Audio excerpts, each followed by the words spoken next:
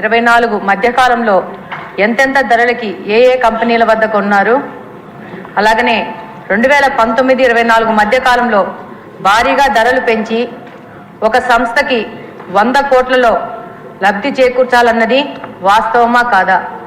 సదరు కంపెనీ స్టార్టర్లని లబ్ధిదారులకు సప్లై చేయకుండా వాళ్ళ యొక్క వేర్ హౌస్లో ఉండి బిల్లు రైజ్ చేశారన్నది వాస్తవమా కాదా?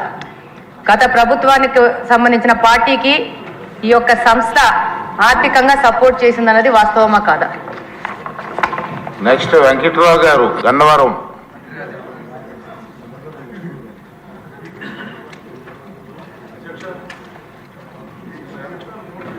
నేను 7th క్లాస్ ఇప్పుడు మా ఫాదర్ కలిసి మా పెద్దనాన్న విజయవాడ ఈస్ట్ నుంచి తెలుగుదేశం పార్టీలో పోటీ చేసిన పరిస్థితి.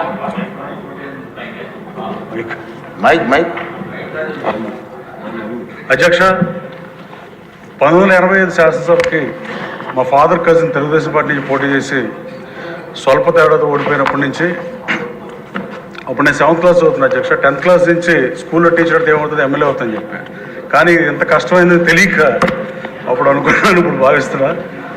అలాగే నేను పులివెందుల నుంచి జగన్మోహన్ రెడ్డి గారు, గన్నవరం నుంచి నా ప్రజలు నాకు అన్యాయం జరిగినాయి, నేను ప్రతిజ్ఞ చేసిన దానికి నాకు బీఫారం ఇచ్చి తెలుగుదేశం పార్టీ బీఫారం ఇచ్చి చంద్రబాబు గారికి, లోకేష్ బాబుకి ఈ శాసనసభకి రావడానికి సహకరించినందుకు ధన్యవాదాలు తెలియజేస్తూ, గన్నవరం నియోజకవర్గం నుంచి మహానుభావులు ప్రాతినిధ్యం వహించిన పరిస్థితి, కామ్రేడ్ పుచ్చలపల్లి సుందరయ్య గారు, కాకాని వెంకటరత్నం గారు లాంటి మహానుభావులు ప్రాతినిధ్యం ప్రదేశం నుంచి నన్ను శాసనసభకి గన్నవరం ప్రజలకి నా హృదయపూర్వక నమస్కారాలు తెలియజేస్తున్నాను.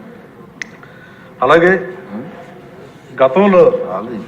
గత ప్రభుత్వంలో ఈ అమరావతిని మారుద్దాం అనుకున్నప్పుడు కృష్ణా గుంటూరు జిల్లాలో ఇన్ఛార్జ్ ఎమ్మెల్యేలు మీటింగ్ పెట్టిన పరిస్థితి. ఈరోజు శాసనసభ్యుడు మన మైలవరం ఎమ్మెల్యే కృష్ణప్రసాద్ గారు కానీ, నేను కానీ, మరో శాసనసభ్యుడు ఆనాడు ఇప్పుడు కూడా వైసీపీ ఉన్నాడు, అతని పేరు చెప్పడం బాగోదు కాబట్టి మేము ముగ్గురం తీవ్రంగా వ్యతిరేకించాం.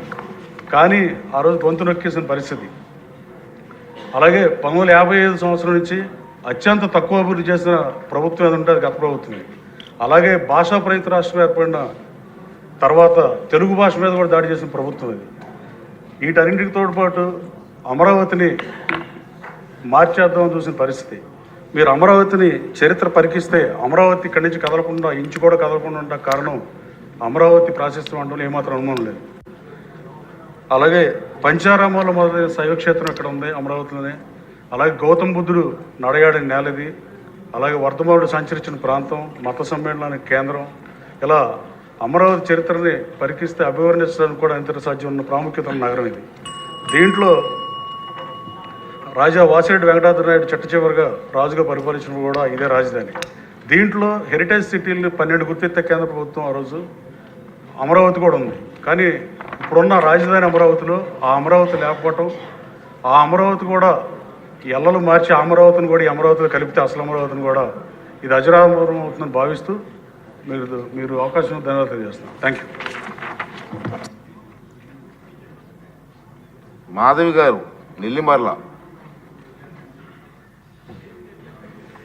అధ్యక్ష, ముందుగా నాకు ఈ అవకాశం ఇచ్చిన మా అధ్యక్షులు పవన్ కళ్యాణ్ గారికి, అలాగే ఒక బాధ్యతగా తీసుకొని నెల్లిమర్ల నియోజకవర్గాన్ని అభివృద్ధి పదంలో తీసుకెళ్తానని అవకాశం ఇచ్చిన నెల్లిమర్ల ప్రజలందరికీ కూడా ధన్యవాదాలు తెలియజేస్తున్నాను. మా నియోజకవర్గంలో ఒక ఇంటర్నేషనల్ స్టాండర్డ్స్తో మన స్టేట్ గవర్నమెంట్ చంద్రబాబు నాయుడు గారు ముఖ్యంగా తీసుకొని ఒక ఎయిర్పోర్ట్, గ్రీన్ఫీల్డ్ ఎయిర్పోర్ట్ వస్తున్నది అధ్యక్ష. కానీ మా దురదృష్టం ఏంటంటే అంత ఎయిర్పోర్ట్ వస్తున్న నియోజకవర్గంలో కనీసం ఎక్కడా కూడా వీధి కాలువలు లేవు. వాడుకున్న నీరు సరిగా బయటికి వెళ్ళడానికి కాలువలు లేక ప్రజలు చాలా ఇబ్బంది పడుతున్నారు అధ్యక్ష. ఎంత ప్యాథటిక్ సిచ్యువేషన్ అంటే ఇంటి ముందర గొయ్యలు తీసుకొని వాడుకున్న నీరంతా గోతిలోకి వచ్చిన తర్వాత మళ్ళీ రాత్రిపూట మహిళలు అందులో నీటిని బయటికి ఊరి చివర పారేయడానికి బకెట్లతో తీసుకొని వెళ్లాల్సినంత దుస్థితి అక్కడ ఈరోజు ఉందంటే నిజంగా అది చాలా బాధాకరమైన విషయం. అక్కడ మహిళలందరూ కూడా ఈ మురికి నీరు రోడ్ల మీద వెళ్ళడం వల్ల అక్కడ పారిశుద్ధ్య లోపం ఎక్కువగా ఉండి, దోమల బాధలు ఎక్కువగా ఉండి, అలాగే ఆరోగ్యం కూడా అంతమందికి చెడిపోతున్నది. అలాగే ఈ మురికి నీరు అనేది ఎక్కడ పడితే అక్కడ స్టాగ్నేట్ అయిపోయి ఉండడం వల్ల భూగర్భ జలాలు కూడా మాకు చాలా కలుషితం అయిపోతున్నాయి. వాటర్ సమస్య అధికంగా ఉన్న మా నియోజకవర్గంలో ఇది పుండి మీద కారంలా తయారవుతున్నది. కాబట్టి ఈసారి అధిక సంఖ్యలో నిధులు మా నియోజకవర్గానికి ఈ మురికి కాలువల నిర్మాణానికి గౌరవ మంత్రివర్యులు ఎలాకేట్ చేస్తారని రూరల్ డెవలప్మెంట్లో భాగంగా విజ్ఞప్తి చేయడం జరుగుతున్నది అధ్యక్ష.